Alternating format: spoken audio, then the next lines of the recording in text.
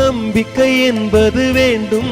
ஞாபகம் வருதே, ஞாபகம் வருதே, மனசுக்குள்ளே தாகம் வந்துச்சா.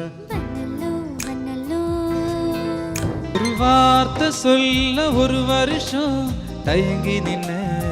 மார்கள் குளிச்சு பாரு குளிர் பழகி போகும், மாதவனா வாழ்ந்து பாரு வறுமை பழகி போகும். நான் ஒரு கிராமத்தில் இருக்கிற சாதாரண ஒரு மக்களுக்கு புரியுற மாதிரி பாட்டு பண்ணுறதா என்னோட ஸ்டாண்ட் நினச்சிக்கிறேன். காடு திறந்தே கிடக்கின்றது. ஆனால் எல்லாரோட மனதில் ஒவ்வொருத்தருடைய வாழ்க்கையில் மறக்க முடியாத ஒரு ஃபிலிம், மறக்க முடியாத சாங்ஸ், அந்த ஸ்டோரி ட்ராவலிங், ஆட்டோகிராஃப். இன்றைக்கும் யார் மீட் பண்ணாலும் அவங்க மலரும் நினைவுகள் ஒவ்வொருத்தரும் வாழ்க்கையில் இருக்குது. எவ்ரிபடி அந்த நீங்கள் அந்த சாங் பண்ண விதம், எந்த மனிதன் நெஞ்சுக்குள் காயமில்லை சொல்லு. ஒவ்வொரு மனிதன் சிந்திக்கக்கூடிய பாடல்கள் நிச்சயமா. இந்த இந்த இந்த எஸ்பெஷலி இந்த படத்துக்கு சம்மந்தப்பட்ட அத்தனை பாடல்களும் ஒவ்வொருத்தரும் சிந்திப்பாங்கன்னு. அதாவது ஒவ்வொருத்தருடைய பேக்ரவுண்ட் என்னென்னு திருப்பி பார்க்க வேண்டிய ஒரு சூழ்நிலை கிரியேட் பண்ணும். இதில் வந்து அகைன் இந்த அவரவர் வாழ்க்கையில் ஆயிரம் ஆயிரம் மாற்றங்களில் படம் பாட்டு பண்ண அப்புறம் எனக்கு திரும்ப இந்த படத்தில் நான் ஒரு பாட்டு பாடினேன், ஞாபகம் வருது ஞாபகம் வருது. அந்த பாட்டும் நான் வந்து எனக்கு மிகப்பெரிய ஒரு பெரிய, அதாவது ஒரு சிங்கருங்கிற முறையில் வந்து எனக்கு ஒரு வாய்ப்பு கிடைச்சிது. முதல் அழுத சிநேகிதன் மரணம். ஒரு சாங்கில் ஒரு மனிதனுடைய வாழ்க்கையில் ட்ராவல் பண்ண பாடல் இது நிச்சயமாக. அதாவது இதில் வந்து இந்த வரிகளும் ரொம்ப முக்கியமான ஒரு அம்சம் இந்த பாட்டில். பிகாஸ் லைஃப்பில் முதல்ல பண்ணுறது எது, first time is always only once.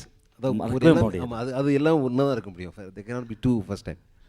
So அந்த மாதிரி இந்த முதல் எல்லாம் வந்து சீக்வன்ஸாக சொல்லி அப்படியே ரொம்ப பாப்புலர் ஆச்சு இந்த பாட்டு. Everybody likes. இவ்வளோக்கும் நான் வந்து என்ன இது வந்து பெரிய மியூசிக்கல்லாம் கிடையாது. இதில் பார்த்தீங்கன்னா ஒரு ராகத்தை அந்த மாதிரிலாம் இல்லை, ஆனால் அந்த ஃபீல் நல்லா இருந்துச்சு. ஃபீல் தான், அந்த ஃபீல் தான். என்ன நீங்கள் நினச்சிங்களோ அது கரெக்டாக ரீச் ஆச்சு. ஆமாம். அதே போல் ஆட்டோகிராஃபில் மனசுக்குள்ளே காதல், அற்புதமான பாடல் அது.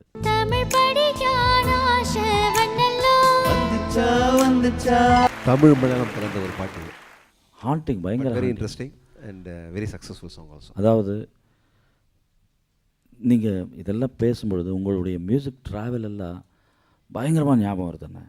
அதாவது எக்ஸ்ட்ரீம், அதாவது ஒவ்வொரு முத்துக்கள், அதாவது செக்மெண்ட்டு ஒவ்வொன்று எடுத்தால் அதுக்குன்னு ஒரு தனி ட்ரெண்ட் நீங்கள் க்ரியேட் பண்ணிவிட்டு ஒரு புது ஏதோ பண்ணணும் அப்படின்ற ஆர்வம் தெரியுது, பாட்டிலேயே தெரியுது. நிச்சயமாக. இப்போ இது வந்து முகஸ்துதிக்கு பேசலை நான், இருக்கிற அதாவது அதுக்கு எவ்வளவோ நீங்கள் ஒர்க் பண்ணியிருப்பீங்க அப்படின்றது. இதெல்லாம் ஒவ்வொரு பல்லவி பாடும்பொழுது இசை ரசிகர்கள் அவங்க மனதிலிருந்து இதெல்லாம் அவங்க இங்கே வச்சுருப்பாங்க. நீங்கள் பாடும்போதெல்லாம் ஒரு வாட்டி நீங்கள் நினைவுக்கு கொண்டு வர்றீங்க. நிச்சயமாக. இந்த கிரேட் அந்த பர்சனாலிட்டி எதிரில் உட்காரும்போது எவ்வளோ சந்தோஷமாக இருக்குது அவங்களுக்கு. Thank you so much. இந்த உங்களுடைய மியூசிக் ட்ராவலில் நிறைய ஞாபகம் வருது எனக்கு, நிறைய பாடல்கள். அதாவது சொல்லிகிட்டே போகலாம். அதாவது இப்போது இன்னொரு ஒரு படத்தோட ஒரு பாட்டு ரொம்ப எல்லா தமிழ்நாட்டில் உள்ள எல்லா இசையமைப்பாளருக்கும் வந்து மிகப்பெரிய ஒரு ரோல் மாடல் வந்து எம்எஸ் விஸ்வநாதன் சார். ஆமாம். அப்புறம் இளையராஜா சார். ஆமாம். இவங்களை வச்சு தான் எல்லாருமே வந்து நாங்கள் ஃபாலோ பண்ணோம். எனக்கு வந்து நான் இந்த ஊரில் இல்லை பிறந்து விளையாடுறாலும் வெளியில் இருந்தாலும் எனக்கு இந்த இளையராஜா சாரோடைய, அதாவது எனக்கு கிராமம், நான் திருநெல்வேலி மாவட்டத்துக்காரன். So deep down south. So நான் ஊருக்கு டெல்லியிலேருந்து ஊருக்கு போகும்போது அந்த பஸ்ஸில் டீ கடையெல்லாம் பாட்டு வந்து எனக்கு ராஜா சாரோடைய பாட்டு வந்து அங்கங்கே கேட்கும். அதாவது இந்த ராசாத்தி ஒன்றை காணாத நெஞ்சு, அந்த மாதிரி எல்லா பாட்டும் ஒரே நம்ம பாட்டு எப்படி இந்த மாதிரி ஒரு பட்டி தொட்டிலாம் வரணுன்ட்டு எனக்கு ரொம்ப ஆசை. அந்த ஆசை நிறைவேறது இந்த படம் தான். அது நிறைய பாடல் வந்துச்சு. இருந்தாலும் கிராமத்து லெவலில் ஐயான்னு ஒரு படம் பண்ணேன், ஒரு வாரத்தை கேட்க ஒரு வருஷம். அந்த பாட்டு வந்து it was such a big hit. And இது வந்து அதாவது இந்த நினச்சது வந்து எனக்கு கிடைச்சதில்ல. ஐ திங்க் சாதனா சர்க்கம் ஒரு வார்த்தை கேட்க ஒரு வருஷம் காத்திருந்தேன். அந்த பாட்டுக்கு முன்னாடி அந்த பாடாமல் பிரேக் எடுத்தோம். அது கொஞ்சம் வெயிட் அது, பட்டு அது மியூசிக்கு வந்து மெலடி செக்மெண்ட்டில் அற்புதமாக வந்தது அந்த சாங்.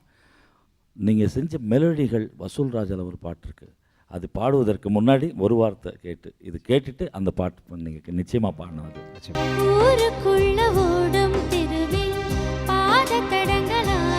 அது சத்தியமாக ஓப்பனாக சொல்கிறேன், பாட்டை ஒரு சரணத்தோட நிறுத்த முடியல.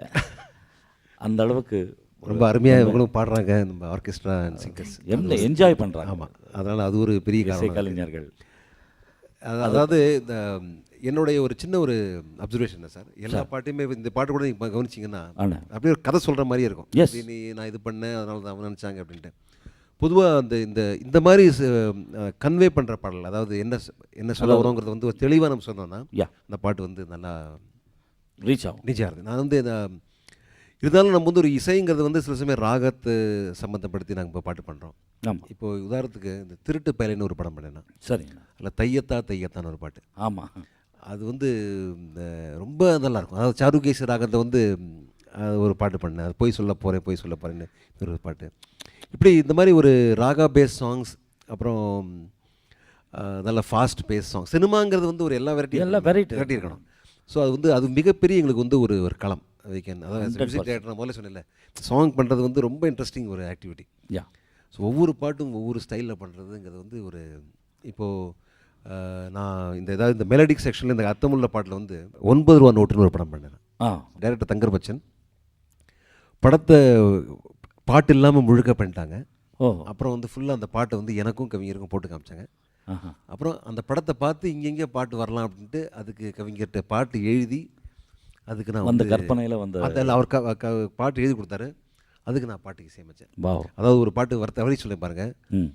அதில் வந்து ஒரு சுச்சுவேஷன் என்ன வந்து, நீ வந்து எந்த மாதிரி கஷ்டம் இருந்தாலும் அதெல்லாம் நீ கவலைப்படக்கூடாது, நீ பாட்டு ஹாப்பியாக இரு, எல்லாம் பழகி போகும் அப்படின்ட்டு வந்து மார்கழியில் குளிச்சுப்பாரு குளிர் பழகி போகும். மார்கழி இந்த கோல்டு மாதிரி மாதம் இல்லை, மார்கழியில் குளிச்சுப்பாரு குளிர் பழகி போகும், மாதவனா வாழ்ந்து பாரு வறுமை பழகி போகும். அந்த மாதம் இந்த ஹீரோ அந்த சத்யராஜ் ஒரு உப்பு இல்லாமல் குடிச்சுப்பாரு கஞ்சி பழகி போகும், பாய் இல்லாமல் படுத்து பாரு தூக்கம் பழகி போகும், வறுமையோடு இருந்து பாரு வாழ்க்கை பழகி போகும், சந்தோஷத்தை வெறுத்து பாரு சாவு பழகி போகும். ஒரு பெரிய ஃபிலாசபி வந்து அதில் சொல்கிறாரு. அதை நான் வந்து இந்த பாட்டுக்கு நிறைய அவார்டு கிடச்சிது. வறுமையோட இருந்து பாரு வாழ்வு பழகி போகும். அந்த ஒரு ஃபிலாசபியை வந்து ஒரு 4 வரியில் வந்து ஒரு கொடுக்கக்கூடிய ஒரு வாய்ப்பு கிடைச்சிது எனக்கு. அது வந்து மிக அற்புதமாக கம்போஸ் பண்ணியிருக்கீங்க. அது வந்து அந்த கிளைமேக்ஸ் வந்து ஃபார் எக்ஸாம்பிள் இந்த அதாவது எப்படி ஒரு பாட்டோடைய இலக்கணம் எப்படி தெரியுமா sir? The theory of a song how it should be. என்னுடைய ஒரு நான் கேள்விப்பட்டதில் இந்த பல்லவி வந்து என்றைக்குமே வந்து ஒரு கதையோட ஃபர்ஸ்ட் பேராகிராஃப் மாதிரி. ஒரு ஊரில் ஒரு ராஜா, ஒரு கதை எப்படி இருக்கும், ஊரில் ஒரு ராஜா ராணி ஆரம்பம் அப்படி இருந்தாங்க அப்படிங்கிறபோது அந்த மாதிரி ஒரு அந்த சிச்சுவேஷன் அதெல்லாம் வந்து இந்த பல்லவியில் தெரியணும். அது ஒரு நாள் ராஜா காட்டில் போகும்போது இந்த மாதிரி நடந்ததுங்கிறது சரணத்தில் அப்படி இருந்தபோது இருந்தாங்க அப்படின்னு திருப்பி அந்த பல்லவிக்கு லிங்க் வரணும். அந்த வரிகள் அந்த பாட்டோடைய லிங்க் எல்லாமே வந்து ஒரு சம்மந்தமே இல்லாமல் சரணத்தில் எங்கேயோ கொண்டு விட்டு ஐயோ நம்ம எங்கே இருக்கோம் இந்த ரோட்டில் இருக்கோம் இந்த ரோட்டில் அப்படி வரக்கூடாது. It should B a follow up இருக்கணும். அதுதான் ஒரு தியரி, ஒரு பாட்டோட தியரி. எஸ்பெஷலி இந்த மாதிரி ஒரு தத்துவ பாடல்கள் அதாவது ஒரு மெசேஜ் கன்வேயிங் பாட்டுக்கு அப்படி இருக்கணும். மற்றபடி டான்ஸபிள் சாங்ஸ் வந்து வேறு எப்படி இருக்கலாம். ஆனால் இது வந்து மாதிரி பாட்டில் வந்து இப்படி ஒரு இப்போ உதாரணத்துக்கு மார்கள் குளிச்சுப்பாரு குளிர் பழகி போகும், மாதவனா வாழ்ந்து பாரு வரம் போகும், இப்படி கொஞ்சமாக சொல்லி கொஞ்சம் உப்பெல்லாம் குடிச்சுப்பாரு கஞ்சி பழகி போகும், பாய் இல்லாமல் படுத்துப்பாரு தூங்கும் எக்ஸெட்ரா கடைசியில் சொல்கிறாரு சந்தோஷத்தை வெறுத்து பாரு சாவு பழகி போகும். ஆமாம், இவங்களோட சந்தோஷத்தை வெறுத்து பழக ஆரம்பிச்சதுன்னா ஒரு even death is of no big issue. அந்த மாதிரி ஒரு அது வந்து அப்படியே ஒரு பீக்கில் கொண்டு விட்டு வந்து திருப்பி அதுதான் அதோடைய அந்த அழகு. ஸோ அந்த அழகில் வந்து நான் கம்போஸ் பண்ணுறது வந்து ரொம்ப எனக்கு இதில் ராகமோ இதில் வந்து தாளமோ இல்லை சம்மந்தம் கிடையாது, ஃபீல் தான் முக்கியம். ஃபீல் ஆமாம். ஸோ அந்த மாதிரி ஒரு ஆப்பர்ச்சுனிட்டி கிடைச்சது. Thank you so much. எனக்கு வந்து ஒரு as a music director I am also very lucky because I got very different type of directors. இந்த மாதிரி டைரக்டர் எல்லா டைரக்டரும் இப்போ அவங்க சொன்ன சிச்சுவேஷன் சொன்னதானே, அதனால வந்து என்னோட இந்த தருணத்தில் வந்து I like to thank all my directors. ஒரு நல்ல வாய்ப்பு கொடுத்தாங்க. ஆமாம், அதாவது வெறும் technological advancement is not song making. ஆமாம், பாட்டில் வந்து டெக்னாலஜி யூஸ் படுத்திக்கணும், but the core issue are the substance வந்து அந்த பாட்டோடைய கருத்து தான் அதை பொறுத்த வரைக்கும். அது என்ன சொல்ல விரும்புகிறோமோ அந்த சினிமா பாட்டில் அது ஆடலாக இருக்கட்டும் பாடலாக இருக்கட்டும் வருத்தமாக இருக்கட்டும் சந்தோஷமாக இருக்கட்டும் அது வந்து தெரிவிக்கிற மாதிரி பாடல் இருக்கணும். ஆமாம், புரியணும். ஆமாம், புரியணும்.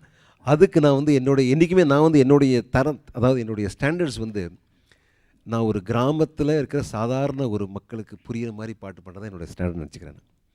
எனக்கு வந்து ரொம்ப வந்ததுனால ஆமாம், எனக்கு வந்து மிகப்பெரிய வந்து இது வந்து அப்படியே ஹாலிவுட் மாதிரி இருக்குது பாலிவுட் மாதிரி இருக்குங்கிறது எனக்கு அவசியம் இல்லை. நான் என்னுடைய ஸ்டாண்டர்ட்ஸ் வந்து என்றைக்குமே ஒரு சாதாரண தமிழ்நாட்டு மக்களுக்கு, தமிழ் மக்களுக்கு புரிகிற பாட்டை செய்கிறது தான் நான் என்னோட தரமாக நினச்சிட்டு. அந்த ஸ்க்ராட்சில் அதுதான் அந்த லெவல் தான் என்னுடைய தனிப்பட்ட எனக்கு ஆசை. அது இல்லாமல் வசூல் ராஜா பற்றி நிறைய பேச வேண்டியது இருக்குண்ணே. அது வந்து மிகப்பெரிய, அதாவது லெஜெண்ட். அவர் வந்து லிவிங் லெஜெண்ட் கமல் சார். நிச்சயமா அவர் வந்து எல்லாருடைய அதாவது நமக்குமே பொதுவாக ஒரு ஆஸ் அ மியூசிக் டைரக்டர் உங்களுக்கு வந்து பெரிய நடிகர் இல்லை பெரிய ஒரு டைரக்டர் இல்லை பெரிய கம்பெனி இப்படி வந்தால் தான் வந்து உங்களுடைய ஒரு வெளிப்பாடு நல்லாயிருக்கும். அதாவது அது எல்லாமே சேர்ந்து பெருசாக இருக்கும். அந்த விதத்தில் எனக்கு மிகப்பெரிய அனதர் டர்னிங் பாயிண்ட் வந்து வசூல் ராஜ் எம்பிபிஎஸ். ஆமாம். இதில் என்ன ஒரு சிக்கல்னா, ஹிந்தி படத்தோடைய ரீமேக். ஆமாம். Munnabhai MBBS and Shankar Dada MBBS அப்படி வருது.